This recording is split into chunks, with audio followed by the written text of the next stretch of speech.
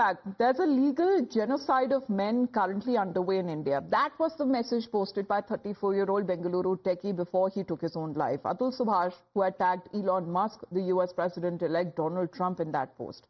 And later, the young techie was found hanging at his home, leaving behind a chilling 24-page suicide note and almost a 90-minute-long video.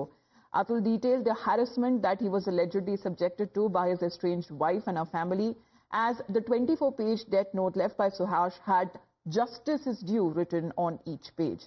Now, according to the suicide note, the wife had already been receiving 40,000 rupees every month as maintenance, despite being employed herself, and yet she demanded 2 to 4 lakh rupees more. Accordingly to reports that he has been alleging that his in-laws would repeatedly demand for more money. And when he refused, his wife left Bengaluru home with their son in 2021. And Atul has revealed that he was let down by the system. He said the taxes that he was paying from his salary were helping the police and the legal system in harassing him and his family. Let's listen in when it comes to that chilling message that he recorded before he took that extreme step. मेरी पत्नी ने कुल 9 cases जहां तक मेरी जानकारियां डाले हैं, 6 लोअर कोर्ट में, 3 हाई कोर्ट में, एक केस मैंने हाई कोर्ट में डाला है जुरिस्डिक्शन का। मेरे ऊपर, मेरे माता पिता के ऊपर और मेरे भाई के ऊपर मर्डर 302, धारा 302, धारा 377 अननेचुरल सेक्स और प्राकृतिक यौन संबंध, 498A, 323, 406, 504, 506, ये सारी आईपीसी की धाराएं हैं।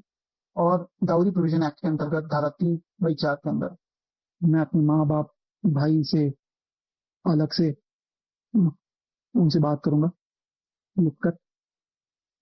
हो सके तो माफ करना, जिस उम्र में मुझे अपने मम्मी पापा का सहारा बनना था, उस उम्र में उन्हें हमेशा के लिए दुख देके जा रहा हूं। ऐसा मेरा अस्थि विसर्जन तब तक नहीं होना चाहिए जब तक मेरे हरासर्स को पनिशमेंट नहीं मिलता है, तो मेरा अस्थि विसर्जन ना हो। अगर इतने सारी चीजें, एविडेंस और सब कुछ होने के बाद भी अगर कोर्ट, ये जज और मेरे बाकी के हरासर्स को पनिशमेंट नहीं देती है और बरी कर देती है, तो मेरा जो अस्थि है वहीं कोर्ट के बाहर किसी गटर में बहा देना चाहिए। Shattered and devastated, obviously, as far as Atul's parents are concerned. They say they can't even imagine the torture that their son was going through, and they only wish that now is for their son's life and not to have been lost in vain. As they shed tears for their irreparable loss, Atul's family now demands an overhaul of the justice system, saying that it is skewed and it is because of that it killed their son.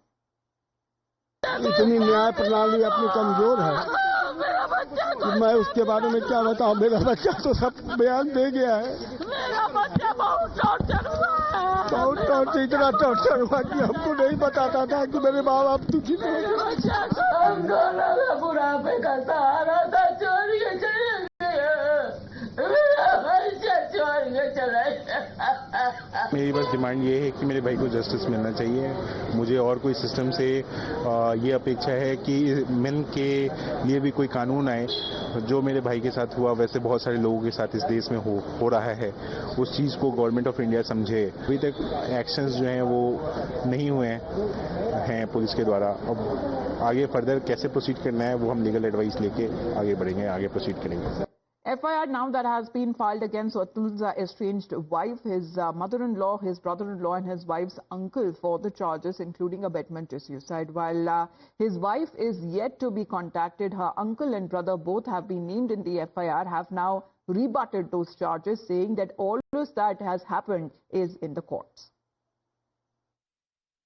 वे दुख तो इतना है कि जिसका कोई कल्पना नहीं है कि उसने हम लोगों को, केस तो चल ही रहा है कोर्ट में, उसके बावजूद हम लोगों को दोषी बना के चला गया, जबकि हम न वहाँ हैं न हमारा कोई उसमें वो है। हम तो जौनपुर में हैं, फिर भी उसने हमारे ऊपर 10 इतने ब्लेम लगाए हैं।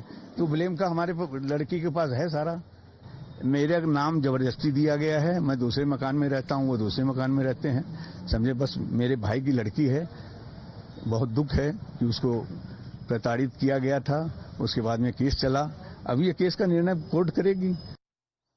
Now, as far as when it comes to reactions that have been coming in, many of them mixed. Many snippets have cited as evidence by Atul. There is one exchange in court in particular that has caught the attention of many. Now, while Atul challenges and alleges that his mother-in-law asked him that why hasn't he died by suicide yet? As the calls grow for justice, there are also demands for re-looking at the family laws and making them more equitable and also gender neutral.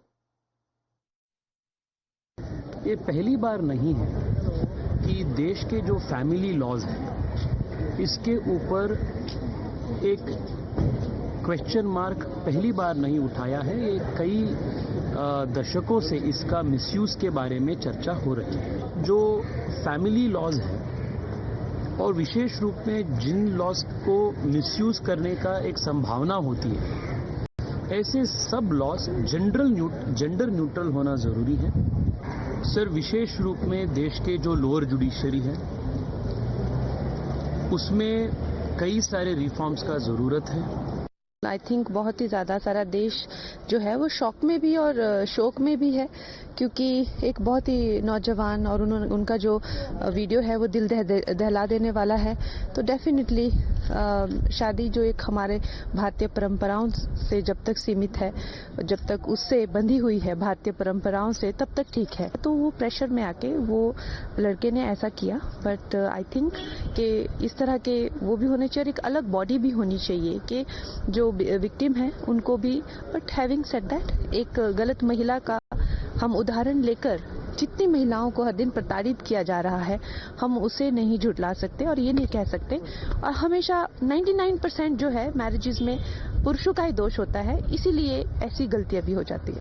Well, there are statistics too and figures there to show exactly what is the reason why such stringent laws that have been made. However, there are still cases like these that continue to appear with mixed reactions that have been garnering, especially when it comes to on social media as well. With that, we head into a very